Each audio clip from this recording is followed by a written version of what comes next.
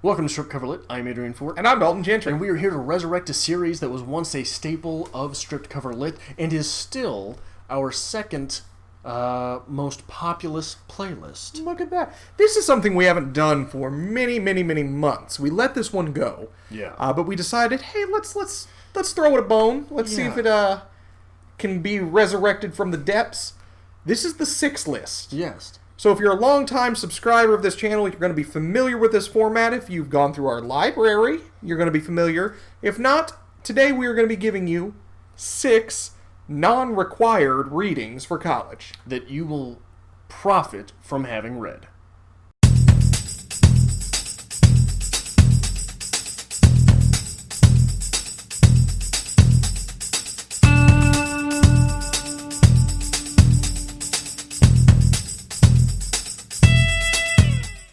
First, I'm going to recommend a collection of short stories, but not just any collection of short stories. The Scribner Anthology of Contemporary Short Fiction.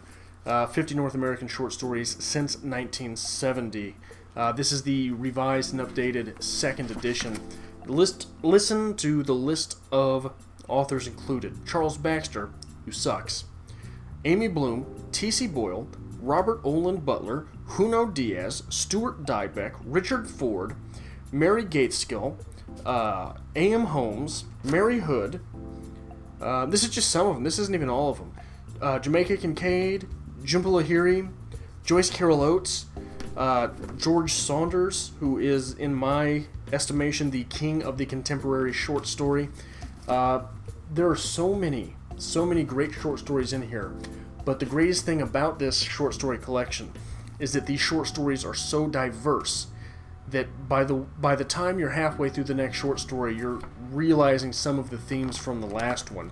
And though it is a rather extensive collection of short stories, they are all very readable, and the entire collection is under 650 pages.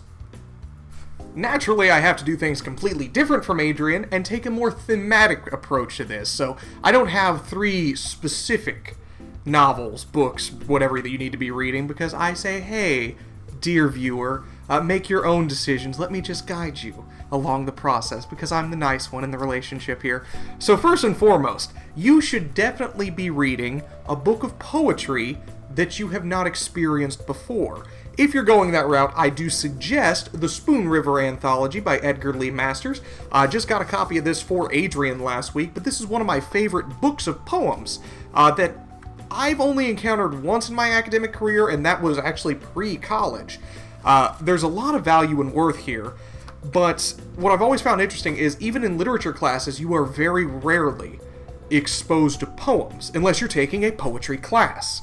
So, instead of just getting maybe the 1 or 2 poems in your entire semester of a class, expose yourself to the world of poetry early. You'll be very thankful that you did. If we've got short stories included, it's important that we also get poetry included. So for this, the best poems of the English language, from Chaucer through Frost, selected with commentary by Harold Bloom. Now, Harold Bloom in this collection doesn't get too much into the academic side of critiquing, but you get a little bit of history of the writer before the introduction of their poems. And we get a great selection of poetry. You've got some Shakespeare, you've got some trench poets, you've got Robert Frost, Hart Crane, everyone that you will eventually read in the university setting is pretty much represented here. And the important thing to note is Harold Bloom's commentary improves on the poems. So it makes all of these artists more relatable, all of their poetry more accessible, and that will benefit you when you go to write poetry, or when you go to write papers about these poems. Next up, because I insulted Adrian in the first video and I need to pay an homage to him so he doesn't shut this off before I finish, I bring you Ernest Hemingway, A Movable Feast. Now the theme behind this is if you're going to be a writer, if you're going to live this life of letters that we all dream to live, you need to read an experience of an author.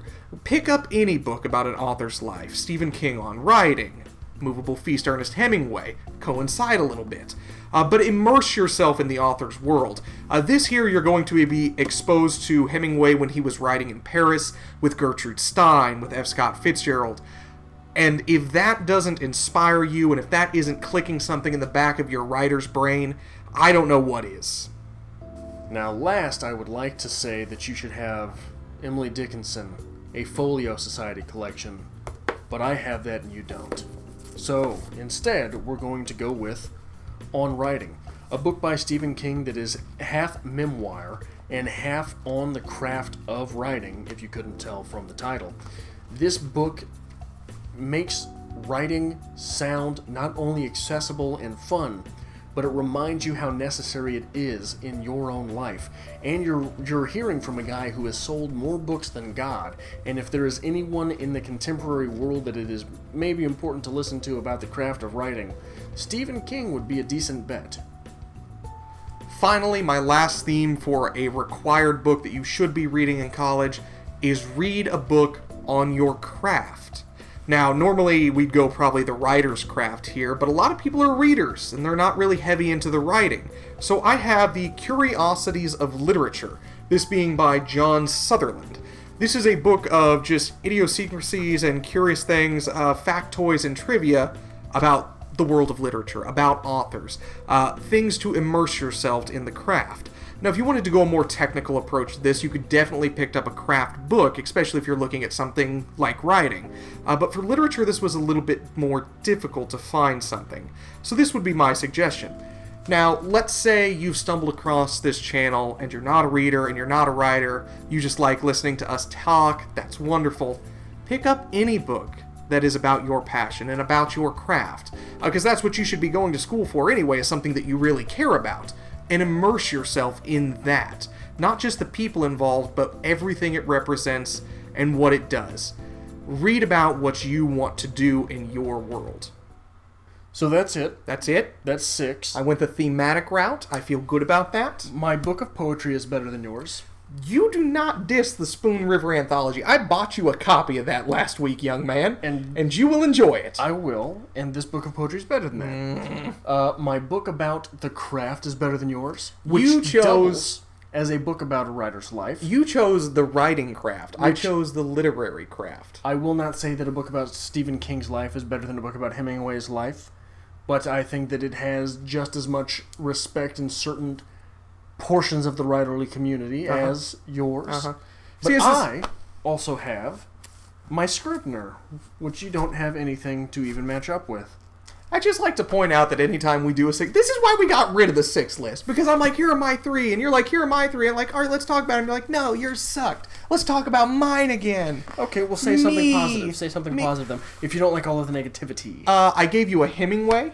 That's true. I gave you a book about literature as a whole. That's true. And I gave you a book of poetry. That is very true. I did 3 rights in the Adrian book.